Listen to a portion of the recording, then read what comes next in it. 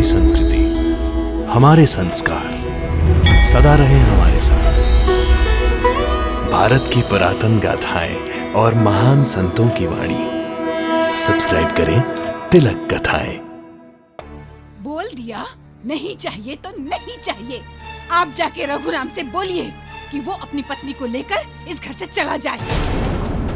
हमारा अब से उसके साथ कोई रिश्ता नहीं।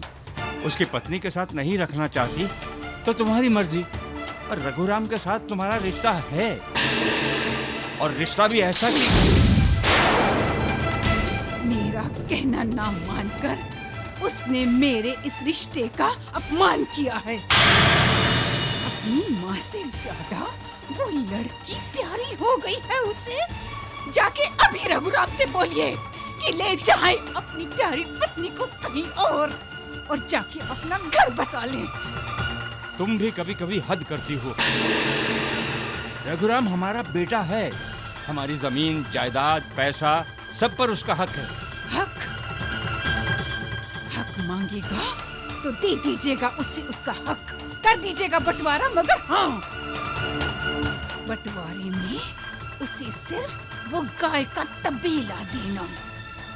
वो कंगाल लड़की उसी तबेले में रहने लायक है। साईं बाबा,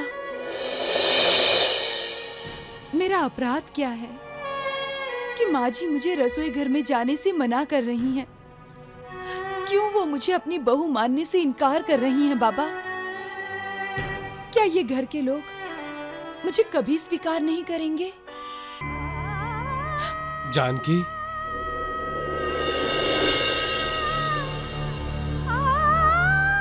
रो रही थी तुम? आपको मुझसे शादी नहीं करनी चाहिए थी। अच्छा, तुम दिल से कह रही हो? माँ जी की मर्जी के विरुद्ध मुझसे शादी करना माँ जी को अच्छा नहीं लगा। लेकिन भगवान की कृपा से अब तुम मेरी पत्नी हो जानकी। मैं माँ को मना लूंगा। साईनाथ, आप हंस क्यों रहे हैं? महर्षिपति, मैंने इंसान का अहंकार देखा है, और अहंकार के अधीन होने वाले इंसान को भी देखा। वो अपनी सोच कैसे बदलता है, कैसा अविवेक करता है, ये देखा है मैंने। महर्षिपति, संत ज्ञानी विद्वान जो उपदेश देकर गए हैं वो कितना सच है, कितना इंसान के भले के लिए है। अपने मन को विकारों के अधीन मत होने दो, उसे निर्विकार की भक्ति में लगा दो, फिर वो भटकेगा नहीं, बेकाबू नहीं होगा। अहंकार के कारण इंसान ये भूल जाता है कि वो खुद अपने पैरों पर कुल्हाड़ी मार रहा है। महर्षिपति, अविवेक में इंसान ये भूल जाता है कि रिश्तेदार टूटते हैं, रिश्ता कभी नहीं टूटता। रिश्ता अटूट है। सबका मालिक एक। बोल दिया, नहीं चाहिए तो नहीं चाहिए। आप जाके रघुराम से बोलिए कि वो अपनी पत्नी को लेकर इस घर से चला जाए। हमारा अब से उसके साथ कोई रिश्ता नहीं। उसकी पत्नी के साथ नहीं रखना चाहती तो तुम्हारी मर्जी, पर रघुराम के साथ तुम्हारा रिश्ता है, और रिश्ता भी ऐसा कि मेरा कहना ना मानकर उसने मेरे इस रिश्ते का अपमान किया है। अपनी माँ से ज्यादा वो लड़की प्यारी हो गई है उसे।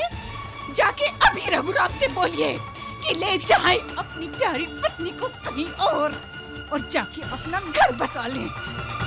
तुम भी कभी कभी हद करती हो। रघुराम हमारा बेटा है, हमारी जमीन जायदाद पैसा सब पर उसका हक है। हक मांगेगा तो दे दीजिएगा उससे उसका हक, कर दीजिएगा बंटवारा। मगर हाँ, बंटवारे में उसे सिर्फ वो गाय का तबेला देना। वो कंगाल लड़की उसी तबेले में रहने लायक है। सुख और दुख क्या है? दोनों भोग है, भोगने पड़ते हैं, परंतु दोनों कायम नहीं हैं।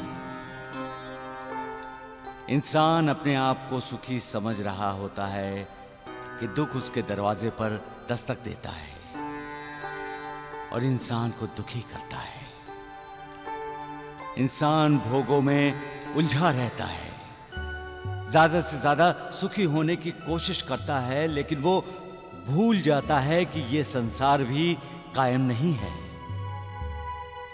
फिर जिस सुख के पीछे वो भागता रहता है, वो सुख कैसे कायम हो सकता है?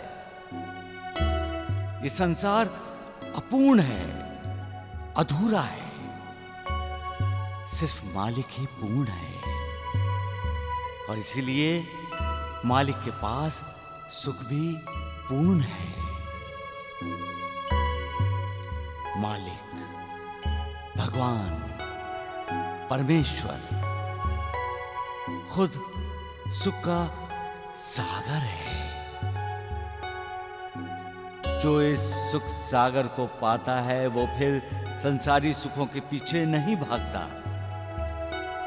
जब भक्त के दिल में सुखधाम, सुख निधान आदि मालिक निवास करने लगता है, तब उस भक्त को सांसारिक सुख तुच्छ लगने लगता है। तो फिर इंसान भोगों के पीछे क्यों भागता है? सुख पाना है तो मालिक को पाओ, मन विरक्त हो जाएगा। अहंकार, ईर्ष्या, लोभ, क्रोध, द्वेष, इस तरह के किसी भी विकार को मन में स्थान नहीं मिलेगा। फिर मन में ऊंच नीच भाव भी नहीं आएंगे। बहू के साथ सौतेला व्यवहार भी नहीं होगा, क्योंकि आत्म साक्षात्कार होने के बाद इंसान प्रभुमय हो जाता है। फिर वो गलत व्यवहार कैसे कर सकता है? सबका मालिक एक। माँ जी आपकी चाय। वो तो सोई होगी अभी। कौन? अरे वही दरिद्र नारायण की बेटी जो मेरे रघुराम के गले पड़ गई।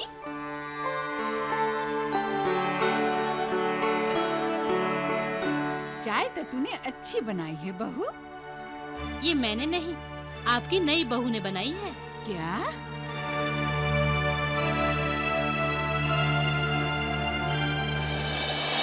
हट!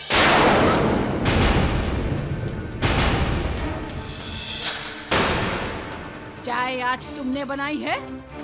जी, पूरा खाना बनाकर रख दिया है मैंने। कल्याणी जी। वो सारा खाना जो इसने बनाया है भिखारियों में बांट दो। और सुनो,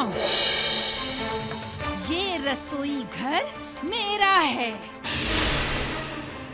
इसमें किसे आना है और किसे नहीं आना है ये मैं तय करूंगी। तुमने मुझसे बिना पूछे रसोई घर में कदम कैसे रखा? रसोई घर में सिर्फ मेरी बहू आएगी, तुम नहीं, क्योंकि मैं तुम्हें अपनी बहू नहीं मानती। आइंदा इसके अंदर आना मत, जाओ।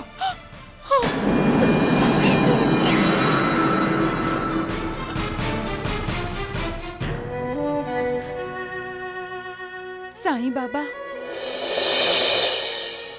मेरा अपराध क्या है कि माँ जी मुझे रसोई घर में जाने से मना कर रही हैं? क्यों वो मुझे अपनी बहू मानने से इनकार कर रही हैं बाबा?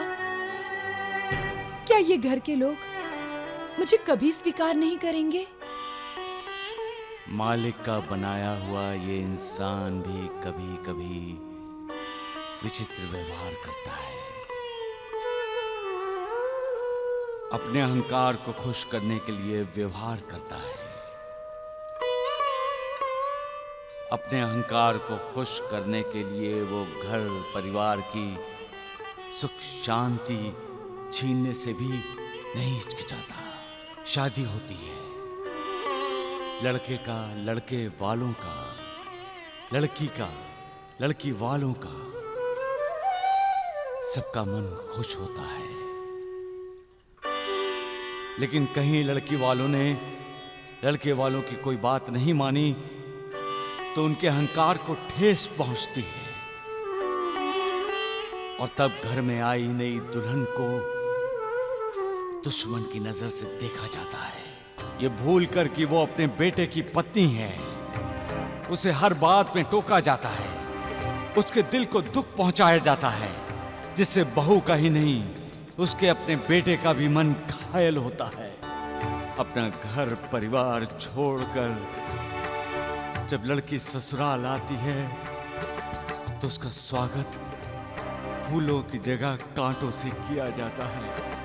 उसकी आंखों में सजाए सपनों को साकार करने की जगह उसके सपनों में आग लगाकर खुशियां मनाई जाती हैं। अपनापन देने की जगह बार बार उसका अपमान किया जाता है। किस लिए? सिर्फ पैसों के लिए, दहेज के लिए। पैसा आज है, कल नहीं, लेकिन दुआ जन्म जन्म तक साथ देती है। ये मत भूलो, हम प्यार देते हैं तो हमें प्यार मिलता है। जब हम किसी निष्पाप का दिल दुखाते हैं तो उसके दिल के साथ साथ मालिक का भी दिल दुखता है।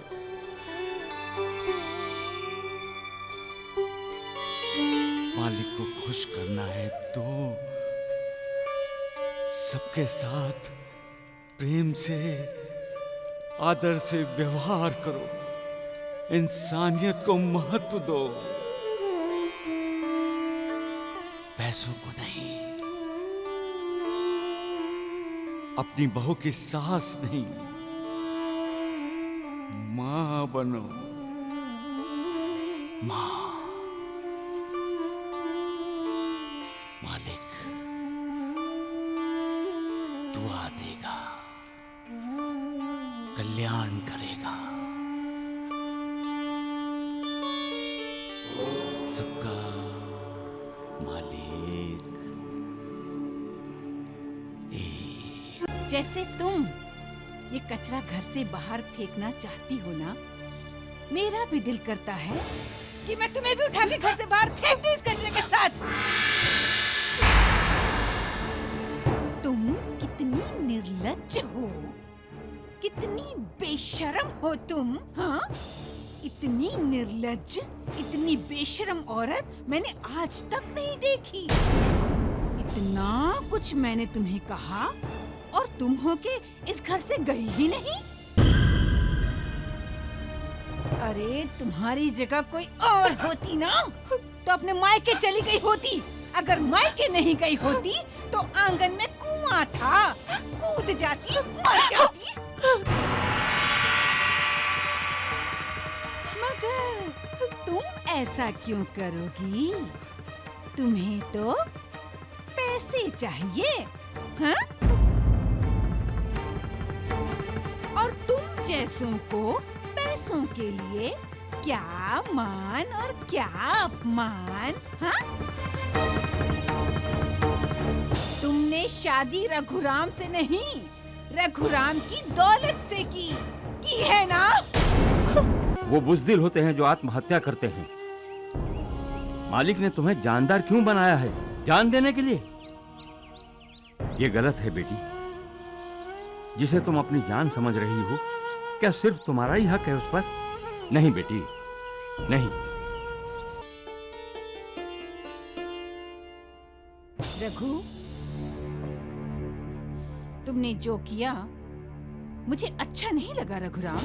आप बार बार वही बात क्यों दोहराती हो माँ? न बैंड, न बाजा, न कोई समारोह। इसे शादी नहीं कहा जाता रघुराम। तुम उस लड़की को वापस अस्तगांव छोड़ाओ। वो मेरी पत्नी है माँ। अगर तुम्हें वही लड़की चाहिए तो ठीक है, रहने दो उसे, घर में पड़ी रहेगी। लेकिन तुम्हें दूसरी शादी करनी होगी। तुम मेरी दूसरी शादी का विचार अपने दिल से निकाल दो।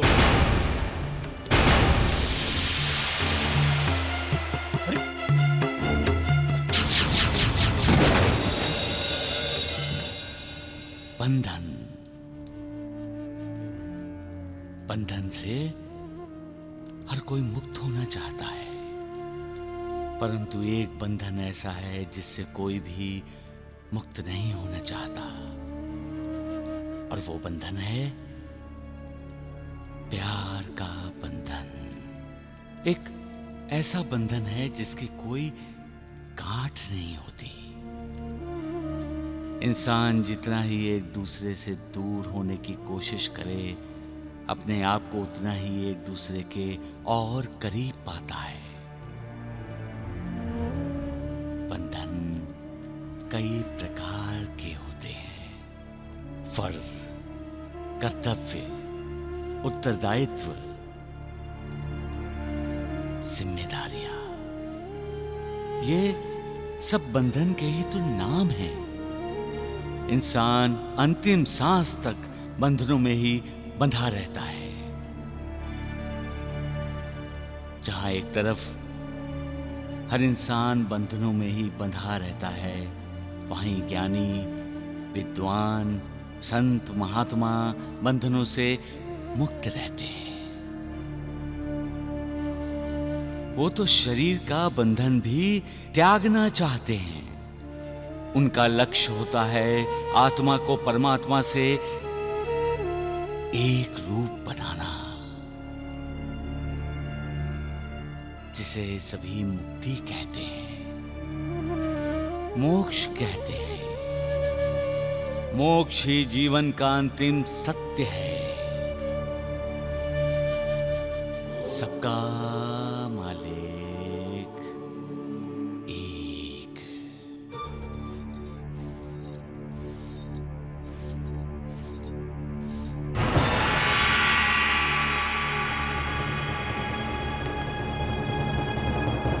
जैसे तुम ये कचरा घर से बाहर फेंकना चाहती हो ना, मेरा भी दिल करता है कि मैं तुम्हें भी उठा के घर से बाहर फेंक दूं इस कचरे के साथ।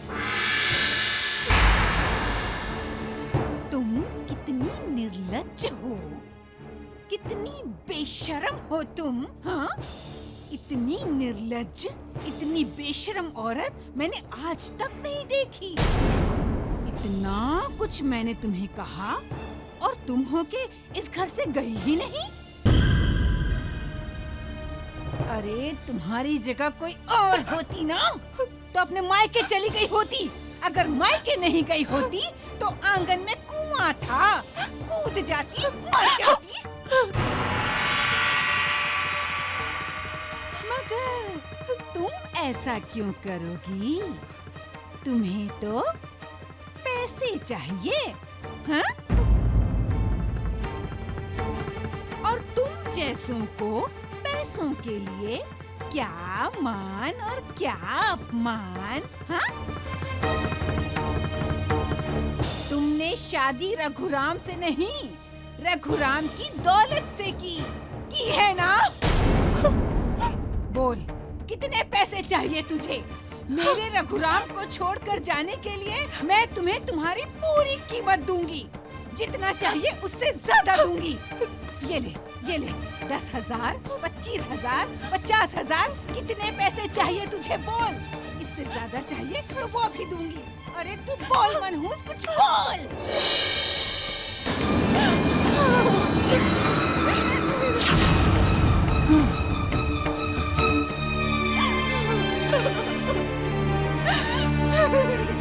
इतनी निर्लज्ज, इतनी बेशरम औरत मैंने आज तक नहीं देखी। इतना कुछ मैंने तुम्हें कहा और तुम हो के इस घर से गई ही नहीं। तुम्हारी जगह कोई और होती ना तो मैं के चली गई होती। अरे मैं के नहीं गई होती तो आंगन में कुआं था, कूद पड़ती, जान दे देती। कूद पड़ती, जान दे देती, जान दे देती, जान दे देती, जान दे देती।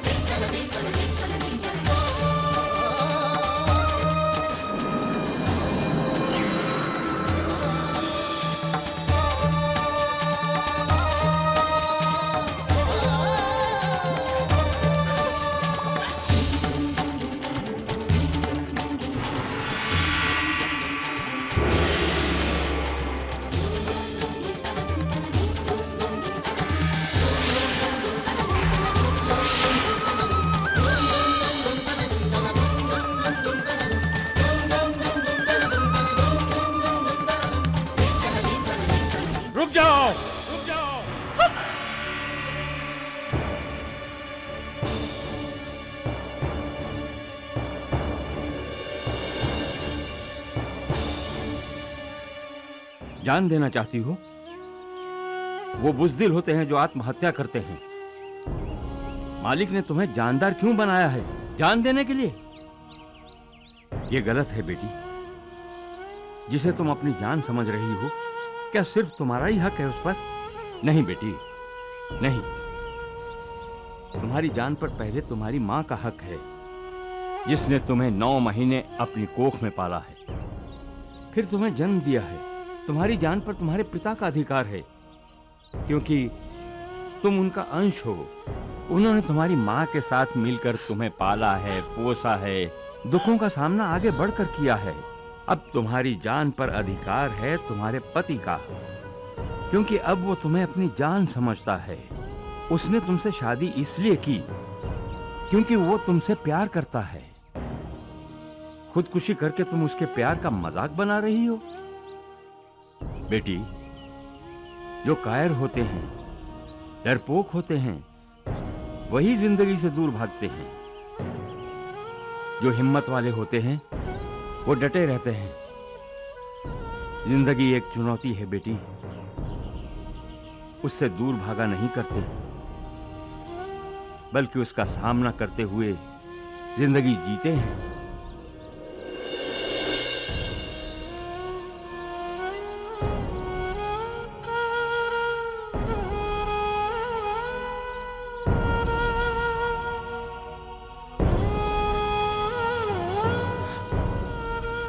मुझसे अब ऐसी गलती कभी नहीं होगी बाबा। अब मैं हर चुनौती का सामना करूंगी। आपको प्रणाम करती हूँ बाबा। साई कथा अनंत है, साई नाम अनमोल, जन्म सफल हो जाएगा, साई साई बोल। साई राम साई श्याम, दुख भंजन तेरु नाम। साई राम साई श्याम, दुख भंजन तेरु नाम। बाबा, वो फकीर आप ही थे ना बाबा? मुझे रोकने के लिए आप ही आए थे ना बाबा? बाबा, आप आए और मैं बदनसीब अपने बाबा को पहचान न सकी बाबा। मुझे क्षमा कर दीजिए बाबा, मुझे क्षमा कर दीजिए।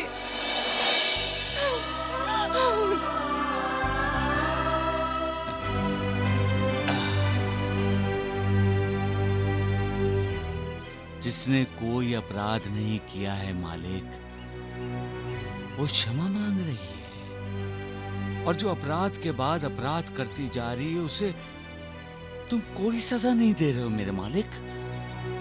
अरे कैसा न्याय है तुम्हारा मालिक। सास के अपराध की सजा बहू भुगते।